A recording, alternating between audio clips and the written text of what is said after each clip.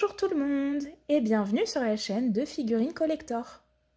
Aujourd'hui, je vous fais une vidéo un peu spéciale puisqu'on va vous présenter une figurine qui n'est pas encore sortie en France. En somme, je vous fais une petite avant-première pour vous faire patienter en attendant sa sortie. Il s'agit du personnage de Genya Shinazugawa, pourfendeur de démons un peu particulier de la saga Demon Slayer. La figurine que je vous présente est signée Tamashination. Et pour les connaisseurs, vous aurez reconnu qu'elle appartient à la gamme Figuarts Zero. Cette figurine est vendue avec un visage alternatif que nous verrons tout à l'heure. D'abord, comme à notre habitude, faisons un rapide tour de boîte. Bon, rien de très particulier sur cette boîte. Elle est aux couleurs de Genya, c'est-à-dire violet et dans les tons de noir ou sombre, comme vous préférez. Dessus, qu'est-ce qu'on retrouve? Évidemment, la licence du personnage, la gamme de figurines, et puis une image du personnage sur l'avant, ainsi que la marque. Oui, sur le reste de la boîte, rien de très particulier. On retrouve une image de la figurine, voilà, sur les côtés, à l'arrière. Hop.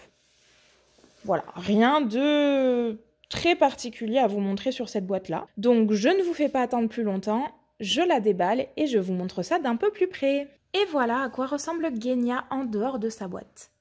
Il est représenté ici en plat combat, dans une position très dynamique. Autour de lui ont été rajoutées des espèces de petites projections violettes qui viennent accentuer cet effet du coup de mouvement. Et du coup un petit socle, pareil, pour montrer qu'en utilisant ces attaques tellement puissantes qu'il en crée des projections dans le sol. Voilà donc à quoi il ressemble. Alors au niveau des dimensions, en hauteur on est à peu près sur du 19 cm et la largeur du coup sur le côté le plus large, donc ici, c'est à peu près 20 cm. Alors j'ai volontairement laissé de côté toutes les petites pièces pour vous les montrer du coup de plus près. La seule chose que j'ai montée c'est le socle qui est ici, qui est aussi normalement présenté en pièces détachées. Alors je rapproche un petit peu la figurine. Après, le close-up ici n'est pas forcément très pertinent parce qu'il n'y a pas énormément de détails en termes de peinture. Donc je pense que de toute façon, même si je le rapproche un peu plus, vous ne verrez pas grand-chose de plus. Donc voilà, on est sur... moi j'aime beaucoup la pose, très dynamique. Hop là. Le petit socle. Ce qui est très joli, c'est au niveau des projections violettes. On est sur un espèce de mélange de peinture. Donc il y a pas mal de reflets de couleurs en fait, dans les tons de bleu et de violet. Et en fait, au niveau des extrémités, ici vous êtes... en fait, vous passez de quelque chose complètement opaque à quelque chose de plus transparent. Et du coup, ça rajoute vraiment cet effet de mouvement. Enfin, j'aime beaucoup l'idée, ça ressemble vachement à ce qu'ils ont pu faire dans l'animé. Donc voilà, c'est plutôt chouette. Je vous montre... Hop, les armes qui sont fournies avec. Voilà. Alors, là, vous avez d'abord, si le téléphone veut bien faire la mise au point, le fusil de Genya, puisque sa particularité, c'est que avant d'utiliser son katana, il utilise son fusil. Hop là. Donc, il est bien fait, hein. Il y a des petits détails au niveau du manche.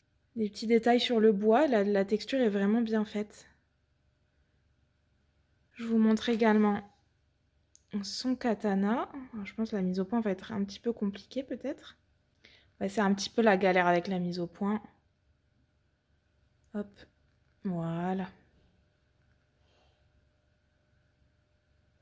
Je vous montre comment on les met dans la figurine. Donc le katana se place juste ici. Voilà, très facile à mettre, hein. Vraiment c'est très intuitif. Et le fusil, hop là, juste ici. Et voilà ce que ça donne. Le fusil.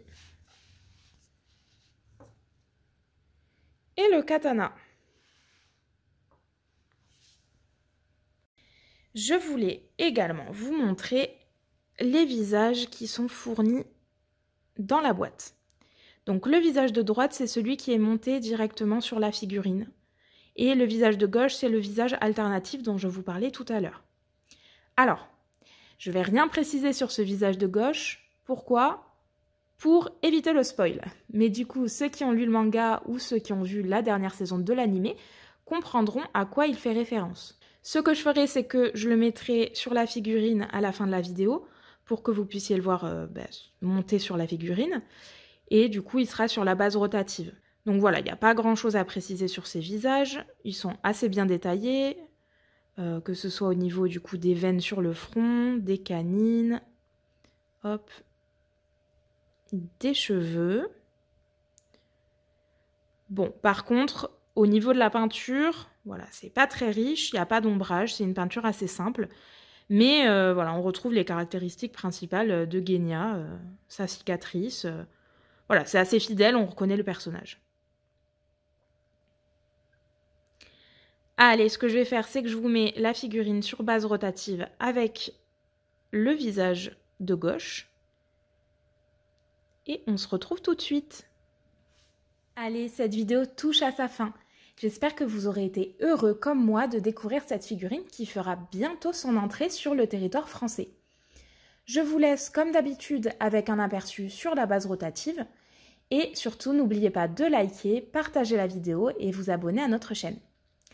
Je vous dis à très vite pour de nouvelles vidéos. Bye bye!